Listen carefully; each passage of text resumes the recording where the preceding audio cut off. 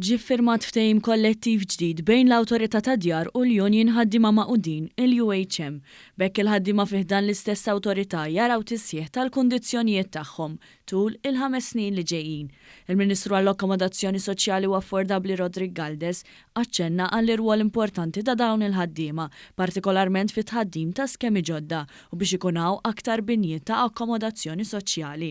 Minnaħat jew il-Kap Eżekuttiv tal-Awtorità tad-Djar Matthew Zerafa qal li dan il-ftehim kollettiv ġdid mhux biss se jtejjeb l-esperjenza tal-impjegati iżda wkoll se jkompli jipprovdi servizz pubbliku tal-ogħla kwalità.